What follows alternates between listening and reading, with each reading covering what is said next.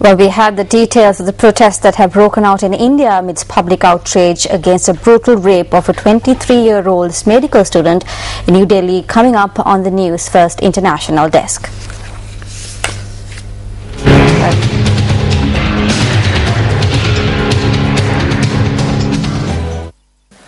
Quoting from a document which he said he had obtained from the Finance Division of the National Aquatic Resource Research and Development Agency, or NARA, the chairman of NARA told Action TV on the 10th of this month that the agency had a balance of more than 37.5 million rupees of the money earned through the provision of consultancy services for the Colombo South Port Expansion Project.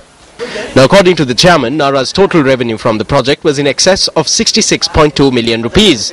However, yesterday, Action TV revealed that according to this report submitted by the internal auditor, 8 days later, on a request made by the chairman, there was a disparity of 1.8 million rupees between the figure cited by the chairman as earnings from the project and the figure quoted in this report.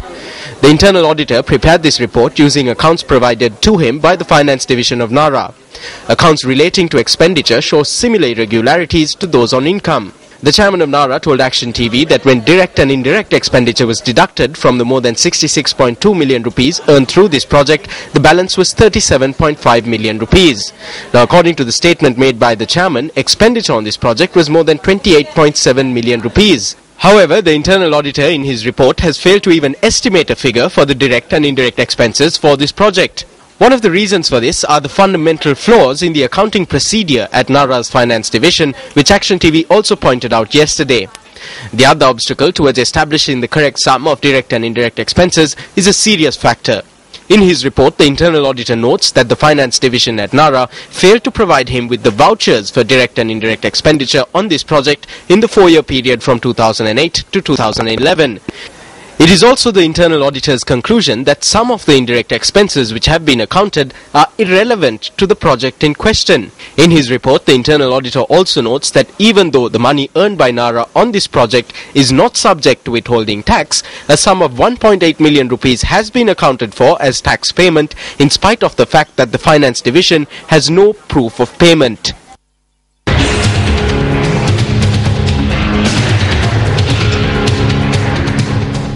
In other local stories, 6 shops in the Suryaveva town were robbed by a person at dawn yesterday. The police said that footage of the break-in was recorded in the CCTV cameras set up in some of the shops.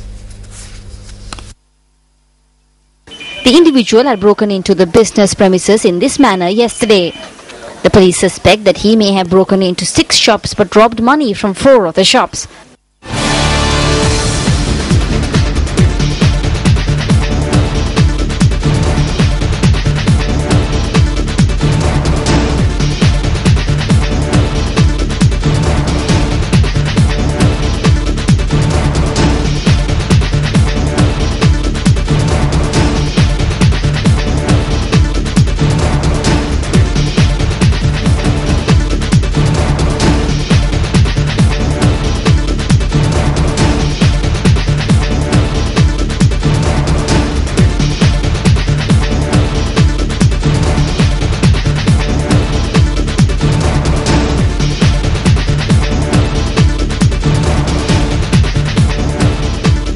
The Suryaveva police said that the owners of 3 of the 6 shops reside nearby. The police are conducting investigations into 3 suspicious individuals. You're watching News First, and it's time now for Crime Watch. The remains of an unidentified individual whose hands had been cut off and murdered was found in shrubbery in the Ranpokunagama area in Nitambua. The police said the victim was a 26-year-old male. A garment factory worker who had gone to dispose cardboard had noticed the body. We then arrived at the scene of the incident and informed the police. The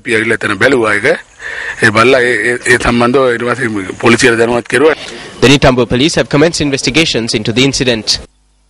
A 52-year-old woman was killed in the Gathara area in Kamrupitiya last night.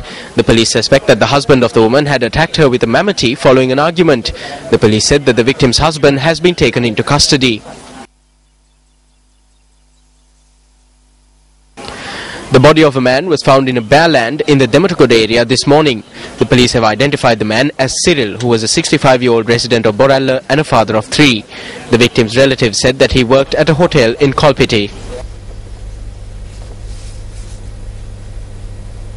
Leader of the Jathika Helorume, Venerable Omalpe Sobhita Thera, says that it is the media that is fulfilling the duties that should be fulfilled by the opposition. The leader of the JHU made this observation while addressing journalists in the Mityawatha area in Balawa, Amilipitiya today.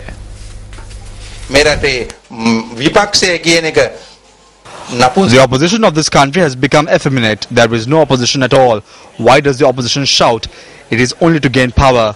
They keep talking about toppling the government. At a time when the opposition is not fulfilling its duties, it is the journalists who are fulfilling these duties. If not for the media, many national catastrophes, including the robbery at the National Museum, would have been buried. Therefore, journalists should be brave. They should act with a vision. Their conduct should be guided by the words of Buddha.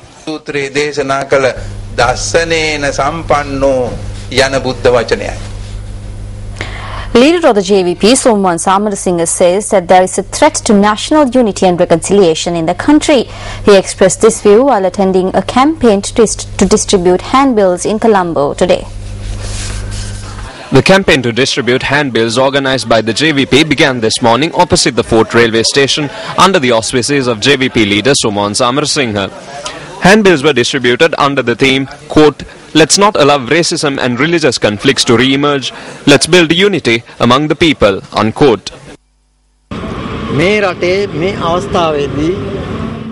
At this juncture, there is a possibility of racism and religious conflicts raising its head again in this country in a very dangerous manner.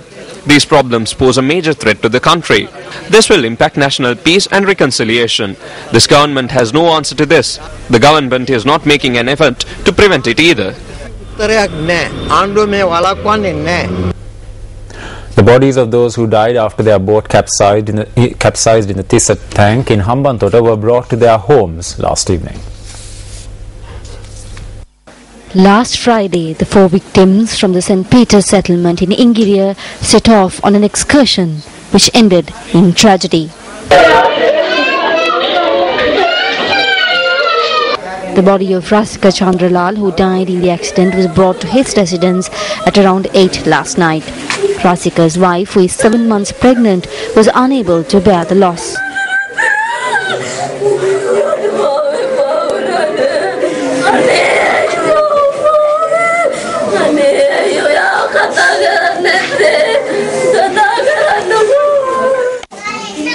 The remains of Shriyantha Piris was brought to his house, which is located near the house of Rasika Chandralal.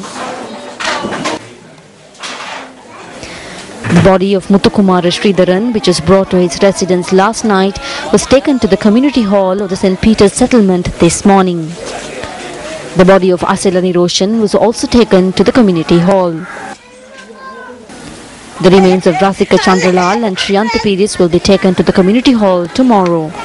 The funerals of the 4 victims will be held tomorrow evening at the public cemetery of the St. Peter's settlement in Ingiriya.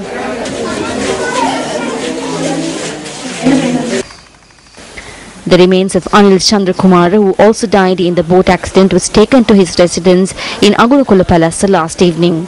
The final rites of Anil Chandra Kumar will be performed on Wednesday.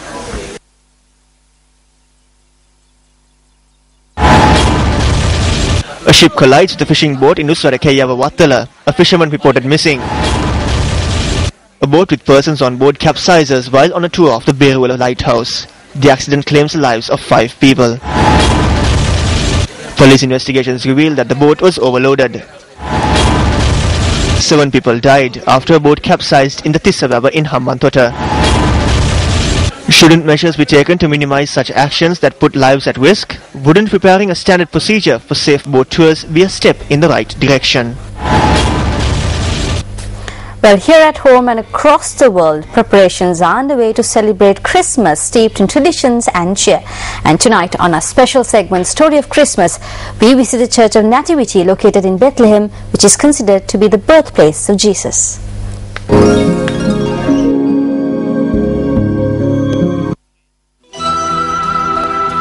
One of the oldest churches in the world, the Church of Nativity, was originally commissioned in 327 AD by Emperor Constantine and his mother Helena over the site of that is still traditionally considered to be located over the cave that marks the birthplace of Jesus Christ. Thereafter, the church was renovated on several occasions with numerous additions. Spread across 12,000 square meters, the church has Armenian, Greek Orthodox and Roman Catholic affiliations. The exact spot where Jesus was born is marked beneath an altar by a silver star set into the marble floor. An underground cave enshrines the site where Jesus is said to have been born. The crib where baby Jesus was laid is also located here. Tomorrow, on the story of Christmas, we visit the Church of St. Catherine, from where the midnight mass on Christmas Eve is telecast world over. In business news tonight, interest rates declined at the Treasury bill auction held today. The Central Bank of Sri Lanka reports that 3-month Treasury bills, which had an interest rate of 10.23% at the previous auction, reduced to 10% at today's auction. While Treasury bills are one of the mechanisms employed to raise funds for the government, the interest rate of these bills also determines, to some extent, the other interest rates in the country. The Treasury bill interest rate, which was around 11 and 12% over the past 6 months, has been reducing gradually. Today's Treasury bill auction was intended to raise 15 billion rupees for the state. The central bank said that there was demand for treasury bills of 37,972 million rupees, adding that the auction raised 16,591 million rupees. 1,036 million rupees were raised through the auction of 3-month treasury bills with an interest rate of 10%. Another 6,355 million rupees was raised through the auction of 6-month treasury bills at an interest rate of 11.32%. Treasury bills with a 1-year maturity period raised 9,200 million rupees with an interest rate of 11.69%.